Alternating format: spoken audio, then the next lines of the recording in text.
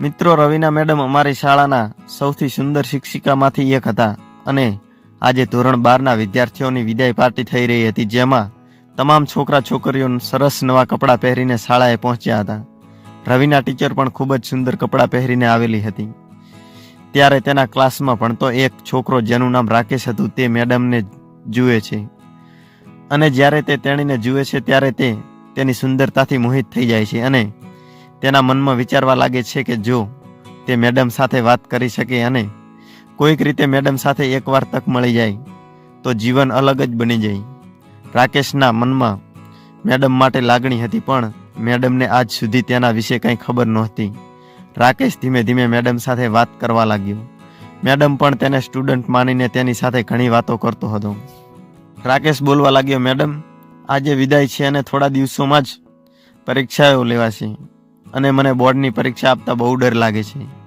હું ક્યાંક મુશ્કેલીમાં ન પડી જાઉં. આના પર રવિનાએ કહ્યું, ચિંતા ન કરશો, જો તમે ઈચ્છો તો તમે મારા ઘરે આવીને મારી પાસેથી ટ્યુશન લઈ શકો છો. મારે એટલું જ સાંભળવું હતું કે રાકેશ ખૂબ જ ખુશ હતો. તે પોતાની જાતને અંદરથી ખૂબ જ આનંદ અનુભવી રહ્યો હતો, કારણ કે તે જે ઈચ્છતો હતો તે સીડી પરથી પ્રાપ્ત થઈ ગયું હતું. રાકેશે તરત જ મેડમને પૂછ્યું, હું તમારા કોચિંગમાં ક્યારે આવી શકું? તો રવિનાએ કહ્યું કે આજે વિદાય પાર્ટી છે અને કાલે મારે બહાર જવાનું છે. તું પરમ દિવસે આવી શકે છે અને હું તને ટ્યુશન આપીશ. આખી વિદાય દરમિયાન રાકેશની નજર માત્ર રવિના મેડમ પર જ કેન્દ્રિત હતી. પાર્ટી પૂરી થયા પછી બધા પોતપોતાના ઘરે ગયા અને રાકેશ મનમાં મેડમના વિચારમાં ખોવાયેલો હતો. રાકેશની બેચેની એટલી વધી રહી હતી કે તે વિચારી રહ્યો હતો કે ગમે તે રીતે એક દિવસ એવો લાવવો જોઈએ કે જ્યારે હું કોચિંગ માટે મેડમ પાસે પહોંચ્યો અને એક દિવસ વીતી ગયો. બીજા દિવસે રાકેશ મેડમના ઘરે પહોંચ્યો. તેણે દરવાજો ખખડાવ્યો કે તરત જ રવિના મેડમ અંદરથી બહાર આવ્યા. તેણીએ સાડી પહેરી હતી અને દેખાવમાં ખૂબ જ સુંદર હતી. તેનો રંગ ગોરો હતો, તેથી રાકેશની નજર તેના પરથી ખસતી નહોતી.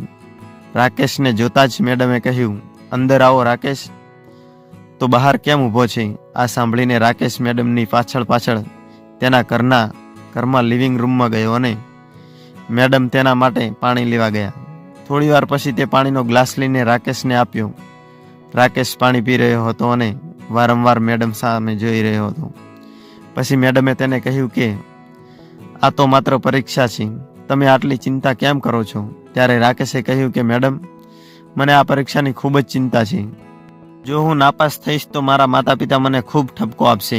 ત્યારે મેડમે હસીને બોલ્યા, ચિંતા ન કર, મેં તમારા માટે એક પ્લાન બનાવ્યો છે અને જો તમે તે મુજબ અભ્યાસ કરશો તો સરળતાથી પાસ થઈ જશો. પણ રાકેશ અહીં ભણવા નહોતો આવ્યો, તે તેના દિલની ઈચ્છા પૂરી કરવા આવ્યો હતો. ત્યારે રાકેશે મેડમને પૂછ્યું, તમારા સિવાય ઘરમાં બીજું કોઈ નથી રહેતું? ત્યારે રવિના મેડમે કહ્યું, મારા લગ્ન ઘણા વર્ષ પહેલાં થયા હતા અને ત્યારબાદ મારા પતિનું અકસ્માતમાં મૃત્યુ થયું હતું. ત્યારબાદ મેં લગ્ન વિશે વિચાર્યું પણ નહોતું, કારણ કે મારા લગ્ન પછી થોડો સમય મારા માતા પિતા જીવી રહ્યા હતા અને જ્યારે મારા પતિનું અવસાન થયું તો થોડા દિવસો પછી મારા માતા પિતા પણ ગુજરી ગયા. હું ઘરે એકલી છું અને મને મારા માતા પિતાનું ઘર સંભાળ્યું છે મેં, તેથી હું અહીં એકલી રહું છું. મેડમની વાત સાંભળીને રાકેશને પોતાનો રસ્તો સાફ દેખાઈ રહ્યો હતો તેવું લાગ્યું. પછી તેણે કહેવાનું શરૂ કર્યું કે મેડમ, શું તમે આટલા મોટા ઘરમાં એકલા રહેતા ડર નથી લાગતો? તો રવિના મેડમે કહ્યું, હું નાનપણથી જ આ ઘરમાં રહું છું અને મને તેની આદત પડી ગઈ છે, પણ મેં ક્યારેય વિચાર્યું નથી કે મારે એકલા રહેવું પડશે. તેની સાથે થોડો વધુ નિખાલસ બનવાનો પ્રયત્ન કર્યો રાકેશે અને કહ્યું કે મેડમ, તમારા પતિના ગયા પછી તમારી જિંદગી સંઘર્ષથી ભરેલી છે. ત્યારે રવિના મેડમે રડતા રડતા કહ્યું, માત્ર હું જ જાણું છું કે એકલી સ્ત્રી માટે સમાજમાં રહેવું કેટલું મુશ્કેલ છે. હવે મનમાં મેડમ માટેના વિચારો લઈને આવેલો રાકેશ ધીમે ધીમે રવિના સાથે પ્રેમમાં પડી ગયો. તે પોતાના જીવનની અધૂરી અને શૂન્યતા સાથે પ્રેમમાં પડવા લાગ્યો. તે મેડમ પાસે બેસીને તેના સુખ દુઃખ વહેંચવા લાગ્યો અને રોજ ભણવા જવા લાગ્યો. ધીરે ધીરે રાકેશ સ્ટુડન્ટમાંથી મિત્ર બની ગયો અને હવે બંને મિત્રોની જેમ વાતો કરતા હતા. ધીરે ધીરે આ મિત્રતા વધતી ગઈ અને એક દિવસ એવો આવ્યો કે રાકેશે રવીનાનો હાથ પકડી લીધો. આ જોઈને રવીના થોડી ચોંકી ગઈ, પણ તે કંઈ બોલી શકી નહીં.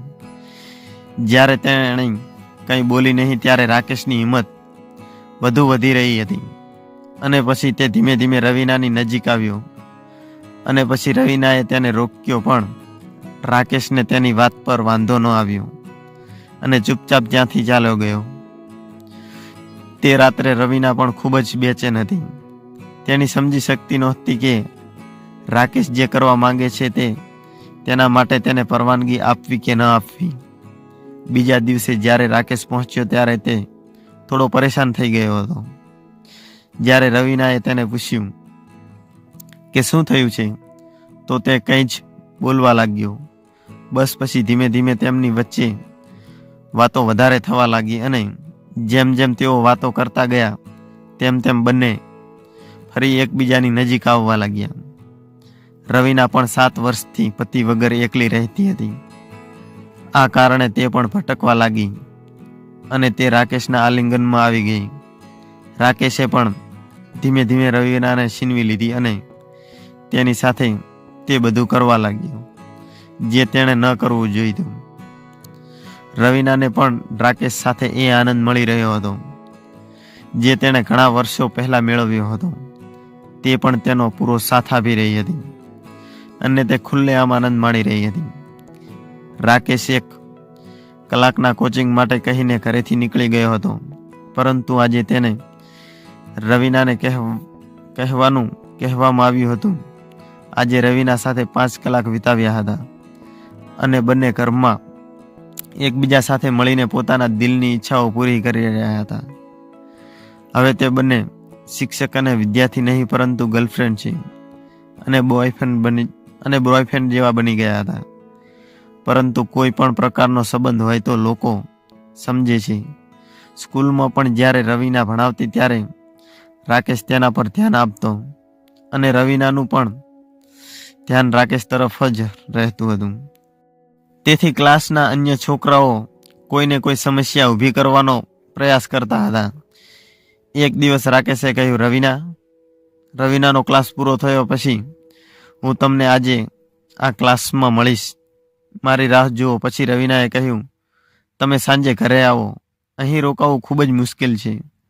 આના પર રાકેશે કહ્યું કે ઘરે આવવામાં હજુ તો 4 કલાક બાકી છે, પણ મારે હવે તમને મળવું છે. રવીના પણ રાકેશને ખૂબ જ પસંદ કરવા લાગી, તેથી તે તેની સાથે સંબંધ થઈ ગઈ અને તે ક્લાસરૂમમાં જ રાકેશ સાથે તેનું કામ કરવા લાગ્યા.